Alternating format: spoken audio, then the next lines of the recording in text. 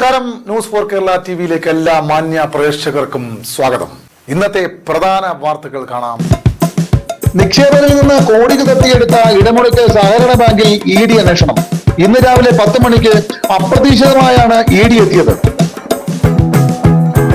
Social മീഡിയയിലും സിനിമയിലും തിളങ്ങി നിൽക്കുന്ന അന്ന രാജൻ ഇന്ന് അഞ്ചലിലെത്തി. കാണികൾക്ക് ആവേശമായി അന്ന രാജൻ നൃത്ത ചുവടുകൾ വെച്ചു. വാർത്തകൾ വിശദമായി. കഴിഞ്ഞ 15 വർഷക്കാലമായി 16 കോടി രൂപയുടെ അഴിമതി നടത്തിയ ഇടമുളയ്ക്കൽ സഹകരണ ബാങ്കിൽ ഇന്ന് ഇ.ഡി. അന്വേഷണം ആരംഭിച്ചു.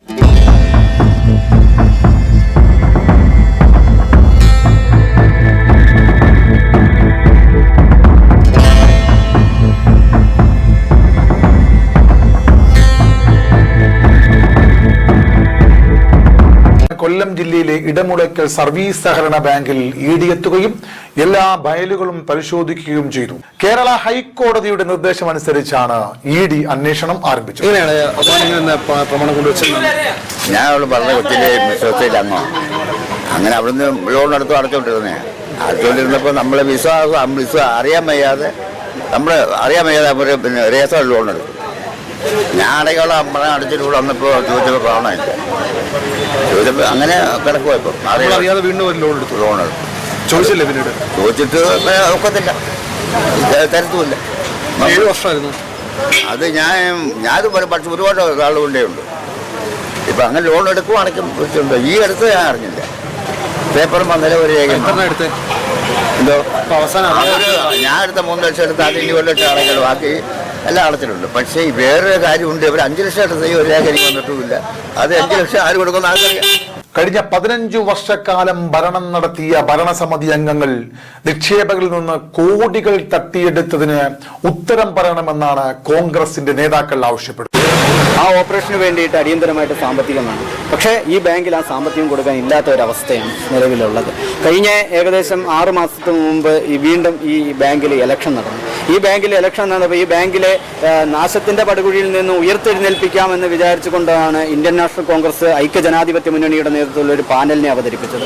പക്ഷേ ആ പാനലിനെതിരായിട്ട് നേരത്തെ സൂചിപ്പിച്ച ഈ ബാങ്ക് അഴിമതി നടത്തിയ മാധവൻകുട്ടി എന്ന് പറയുന്ന വ്യക്തിയുടെ നേതൃത്വത്തിലുള്ള പാർട്ടിക്ക് റിബലായി നിൽക്കുന്ന ഒരു പാനൽ വരികയും ഇവിടുത്തെ സാധാരണക്കാരായിട്ടുള്ള, ഞാൻ നേരത്തെ സൂചിപ്പിച്ച 188ഓളം വരുന്ന ആ പാവപ്പെട്ടവരെ അവരെ തെറ്റിദ്ധരിപ്പിച്ച് അവരുടെ ലോണുകൾ തിരിച്ചടപ്പിക്കാമെന്ന് പറഞ്ഞുകൊണ്ട് ഇതിനകത്ത് ഫിക്സഡ് ഡെപ്പോസിറ്റ് ഇട്ട ആൾക്കാർക്ക് പണം തിരികെ കൊടുക്കാമെന്ന് പറഞ്ഞുകൊണ്ട് കേരള ഹൈക്കോടതിയുടെ നിർദ്ദേശമനുസരിച്ചാണ് ഇ.ഡി. അന്വേഷണം ആരംഭിച്ചത്. പ്രാഥമികമായ അന്വേഷണം നടത്തേണ്ട കേരള പോലീസിന്റെ അന്വേഷണത്തിൽ വീഴ്ചയുണ്ടായ സാഹചര്യത്തിലാണ് ചടയമംഗലം സ്വദേശിയായ ശ്രീ രാജേന്ദ്രൻ ഉണ്ണിത്താൻ ഹൈക്കോടതിയെ സമീപിച്ച് അദ്ദേഹത്തിന്റെ ഹർജി പരിഗണിച്ചുകൊണ്ടാണ് ഇ.ഡി. കൂടി കക്ഷി ചേർന്നുകൊണ്ട് ഇ.ഡിയുടെ അന്വേഷണ ഉദ്യോഗസ്ഥന്മാർ ഈ അന്വേഷണം ഏറ്റെടുത്തു. ക്യാൻസർ രോഗികളടക്കമുള്ള ആളുകൾ, അതുപോലെ തന്നെ വാർദ്ധക്യാവസ്ഥയിൽ അവരുടെ സമ്പാദ്യത്തിൻ്റെ വലിയ പങ്ക് ഇവിടെ നിക്ഷേപിച്ച ആളുകൾ, അവരുടെ നിക്ഷേപമോ അതിന് വേണ്ട പലിശയോ ആ നിക്ഷേപ തുക തന്നെ അതിൻ്റെ മുതൽ പോലും തിരിച്ചു കിട്ടാത്ത വളരെ മോശകരമായ സാഹചര്യമാണ് ഈ സർവീസ് സഹകരണ ബാങ്കിലുണ്ടായത്.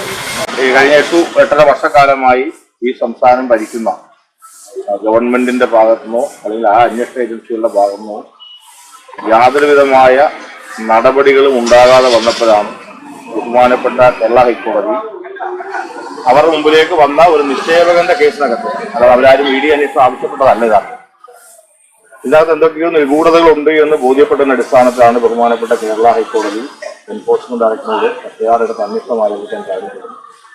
എല്ലാവരും ശരിയാണെങ്കിൽ അവരുടെ പ്രാഥമിക അന്വേഷണ ഭാഗമായിട്ടാണ് ഇന്ന് അവരിവിടെ വന്നിട്ടുള്ളത്. സമൂഹ മാധ്യമങ്ങളിലും സിനിമാ മേഖലയിലും നിറഞ്ഞു നിൽക്കുന്ന നടി അന്ന രാജൻ ഇന്ന് അഞ്ചൽ പട്ടണത്തിലെത്തിയിരിക്കുകയാണ്. നമ്മുടെ പ്രിയപ്പെട്ട താരം അന്ന രാജനാണ് ഈ ഒരു വേദിയിലേക്ക് എത്തുന്നത്. നിറഞ്ഞ കയ്യടിയോടുകൂടി ഒരുപാട് സ്നേഹത്തോടുകൂടി നമുക്ക്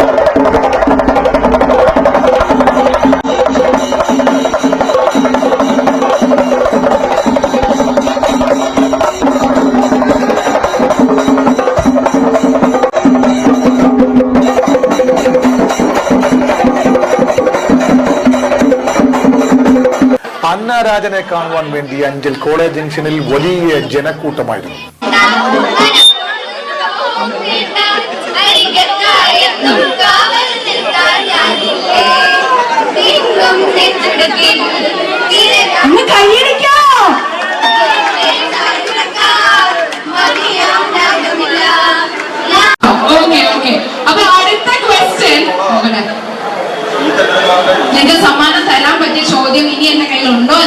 കണ്ണല്ല. ഓക്കെ, അപ്പൊ ഗോർജിയസ് ആയിട്ടാണ് എത്തിയിട്ടുള്ളത്. അപ്പൊ ഞാൻ ഒരുപാട് വൈകിപ്പിക്കുന്നില്ല. ഇന്ന് നിങ്ങൾ കാത്തിരുന്ന് നിങ്ങളുടെ പ്രിയപ്പെട്ട താരം, നമ്മൾ ഒരുപാട് സ്നേഹത്തോടെ ലിച്ചി എന്ന് വിളിക്കുന്ന നമ്മുടെയൊക്കെ ഫേവറേറ്റ് അന്നയാണ് നമ്മളോടൊപ്പം വേദിയിലുള്ളത്. ഹലോ, അപ്പൊ എല്ലാവർക്കും ഫസ്റ്റ് തന്നെ ഹാപ്പി ന്യൂ ഇയർ. അപ്പൊ ഒരുപാട് സന്തോഷം. അപ്പൊ ന്യൂ ഇയറിൽ എല്ലാവരും റെസൊല്യൂഷൻസ് ഒക്കെ എടുത്തിട്ടുണ്ടോ? എനിക്ക് ടൈം കിട്ടിയില്ല. അപ്പൊ എന്തായാലും ന്യൂ ഇയറിൽ നിങ്ങൾ സ്വർണ്ണല്ലോ ഏറ്റവും വലിയ അസറ്റാണ്. അപ്പൊ നിങ്ങൾ 1000 പർച്ചേസ് സ്വർണ്ണം തന്നെ ആയിക്കോട്ടെ, ഇല്ലേ? അപ്പൊ എന്തായാലും ലവ് യു.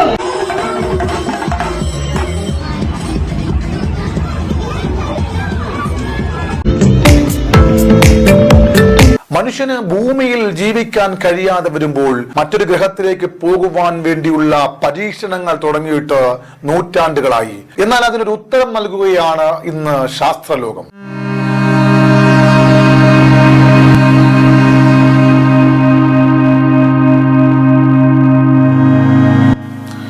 ഭൂമിയിൽ നിന്ന് 137 പ്രകാശ വർഷം അകലെ ടോൾ 715b ഗ്രഹമാണ് മനുഷ്യന് വാസയോഗ്യമായി കണ്ടെത്തിയിരിക്കുന്നത്.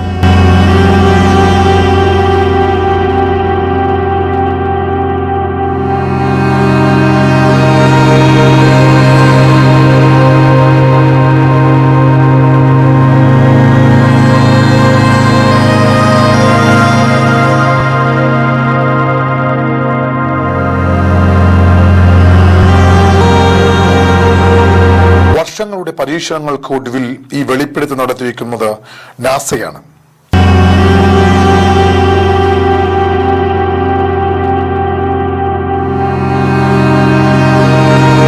വാർത്തകൾ അവസാനിക്കുന്നില്ല.